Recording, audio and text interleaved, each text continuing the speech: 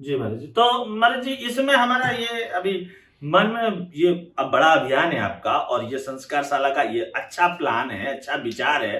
तो महाराज जी जैसे कुशल संस्कार के योगा मतलब आचार्य लोग जो आप इसमें सिलेक्शन करके बैठाएंगे, इसके अलावा एक ऐसा भी मेरे मन में आ रहा है कि लोगों के घर घर जाके कम से कम संस्कार की चर्चा हो, तो लोगों में वो भावना आएगी तभी वो संस्कारशाला भेजेंगे। देखिए, इस विषय पे एक छोटी सी कथा मैं आपको रखूंगा जी। एक बार परम पूज्य श्री करपात्री जी महाराज जी धर्म सम्राट रहे। वो एक बार कथा कर रहे थे जी। बड़े मंच पे बैठ के। तो जब स्वामी जी कथा कर रहे थे तो जो दर्शक दीर्घा था, उस दर्शक दीर्घा में जिस प्रकार से आज भी वो परंपराएं हैं कि मीडिया बंधुओं के लिए एक अलग दीर्घा बना होता है, विशेष लोगों के लिए अलग बना होता है, आम जन समुदाय के लिए अलग बना होता है।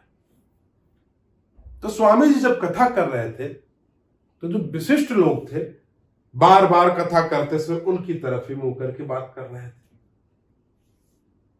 तो किसी सज्जन ने कहा, जब कथा समापन हो गया, स्वामी जी अपने कुटिया में आए तो एक सज्जन पहुंचे, बोले स्वामी जी आपसे एक विनम्र निवेदन है। स्वामी जी बोले हाँ आदेश करें। बोले निवेदन यह है स्वामी जी कि आप जब कथा करते हैं ना, एक चीज बड़ी अटपटी लगती है। बोले कौन सी अटपटी? स्वामी जी बड़े अचंभित हुए कि भाई कथा में कौन सी अटपटी चीज आ गई।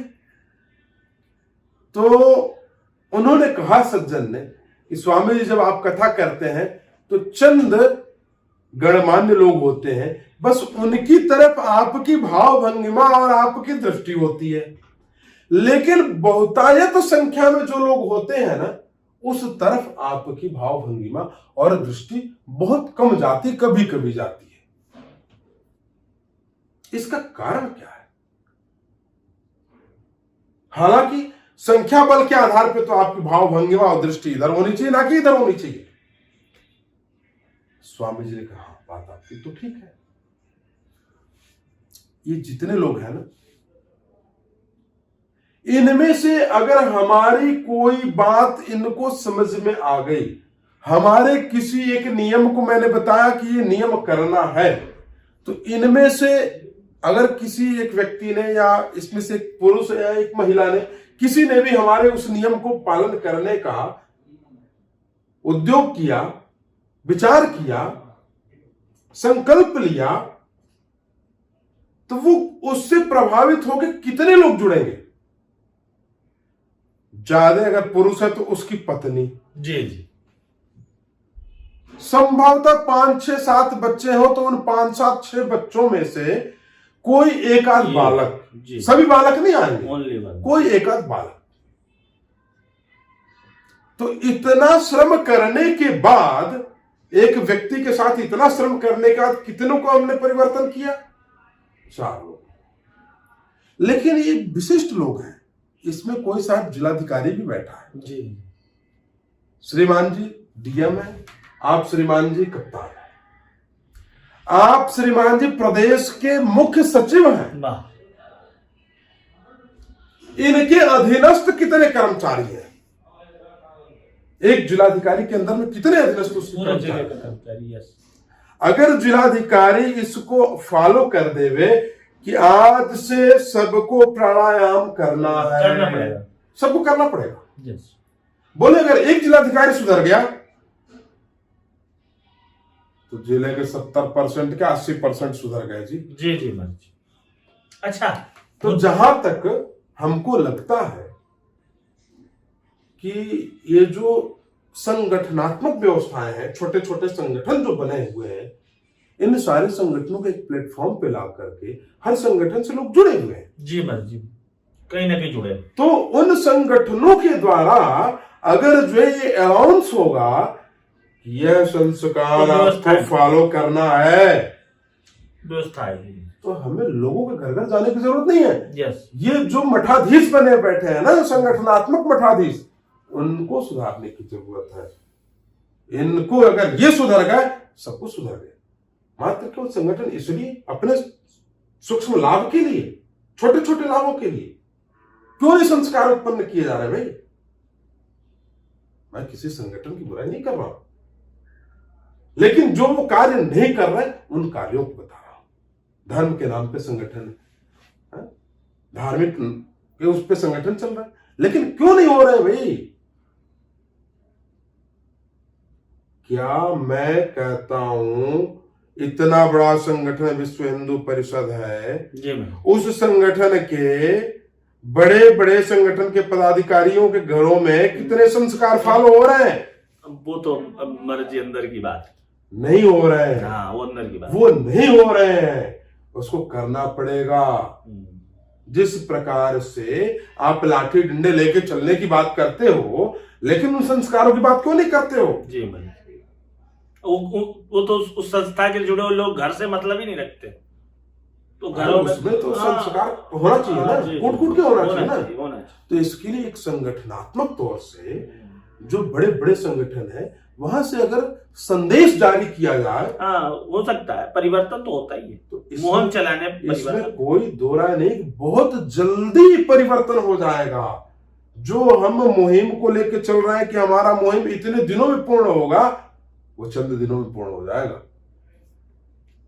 इसलिए हमको सभी लोगों को मिलके और आम खास सबसे हमारा विनम्र आग्रह है कि अपने सनातन संस्कृति के संस्कारों को अपनाएं और अपना जीवन धन्य बनाएं, क्योंकि आने वाली पीढ़ियां आपको अगर आज संस्कार नहीं डालेंगे तो कल को आने वाली पीढ़ियां आपको कभी माफ नहीं करेंगी। इसलिए आने वाली भावी पीढ़ियों के लिए आपका उत्तरदायित्व बनता है कि उनको संस्कारवान, विद्यावान, गुणवान आप बनाएं। एक पिता के विपुल कुमारा हो पृथक गुणशील अगारा, कोई तापस कोई गुण कोई ज्ञाता, कोई धनवंत सुर कोई दाता, इस प्रकार से बनाए। हालांकि तो रामचरितमानस तो यह कहती है कि पुत्रवती जुवती जग सोई, रघुपति भगत जासु सुत होई। पुत्रवती होने का यही फल है कि आपका पुत्र भगवान का भगत बने, भगवान के पद चिन्हों पे चले, भगवान के द्वारा बनाई गई संस्कृति, भगवान के द्वारा बनाए गए संस्कारों का अनुपालन करते हुए जीवन को जिए। यही भगवत कृपा है, यही पुत्रवती होने का परम लाभ है, यही जुवती होने का लाभ है। अन्यथा कहते हैं ना, जननी जने तो भक्त जन के दाता के सू, ना तो रहिए बांझरे मती गवावे कूक को क्यों खराब करो? जन्म देना है तो भक्त को जन्म दो, या तो सूरवीर को जन्म दो जो धर्म की रक्षा के लिए लड़ता रहे, क्योंकि धर्म और रक्षति रक्षिता। आप धर्म की रक्षा करेंगे तो धर्म भी आपकी रक्षा करेगा। अगर आप धर्म की रक्षा नहीं करेंगे तो आप कदापि धर्म से अपनी रक्षा करने की उम्मीद नहीं कर सकते। इसलिए आपको धर्म की रक्षा करनी है, और यही आप लोगों से सभी से हमारा विनम्र आग्रह और विनम्र निवेदन है कि अपने बच्चे को सारी विद्याएं पढ़ाएं, सारे कला कौशल सिखाएं, लेकिन अपने संस्कार जरूर सिखाएं, क्योंकि आज का संस्कार हमारे आने वाले कल के भविष्य के लिए परम आनंददायी होगा। पुनः आइए लौट चलते हैं अपनी पुरानी सनातन संस्कृति की तरफ, ताकि हमारा देश पुनः विश्व गुरु बन सके। विश्व गुरु देश को बनाने के लिए हम सभी को पुरातन संस्कृति की तरफ लौटना होगा। आज मुहिम चल रही है कि आ लौट चले गांव की ओर, लेकिन नहीं, गांव की ओर नहीं जाना है हमको। आ लौट चले पुरातन संस्कृति की ओर और अपने संस्कारों की तरफ। हमारे संस्कार हैं तभी हम हैं, संस्कारों से बंधे रहिए। इसी में आपकी भलाई है, इसी में आपका ताकत है। तो श्री महाराज जी का जो ये संकल्प है, और ये संकल्प सभी लोगों को लेना है, जिससे कि ये सनातन धर्म बरकरार रहे और घरों में सुख शांतियां रहे और अच्छी व्यवस्थाएं हो सके। महाराज जी द्वारा इस अध्यात्म और विज्ञान पर ज्ञानवर्धन जो ये पॉडकास्ट हम लोगों के कल्याण हेतु दी गई है, इसलिए महाराज जी को बहुत बहुत साधुवाद, दंडवाद, प्रणाम मेरा। और महाराज जी ऐसे हमको भी आशीर्वाद रहे। पुनः जो है आपको आशीर्वाद देता हूं, और आशीर्वाद के साथ आपके माध्यम से मैं एक बार पुनः सबको संदेशित करना चाहता हूं कि ग्लोबल वार्मिंग से बचने के लिए भारत के कोने कोने में अधिक से अधिक संख्या में पीपल वृक्षों का आप लोग कटान बंद करें और पीपल के पौधों को लगाएं और वृक्ष रूप में, क्योंकि भगवान का कहना है वृक्षों में मैं अस्वस्थ अर्थात पीपल, तो विश्व भगवान के स्वरूप पीपल वृक्ष को लगाएं, अधिक से अधिक संख्या में लगाएं और अपने घर में तुलसी का वृक्ष जरूर लगाएं। ये आप लोगों से करबद्ध प्रार्थना है हमारी। Thank you. जय श्री राम। हनुमान जी महाराज ऐसी कृपा करें।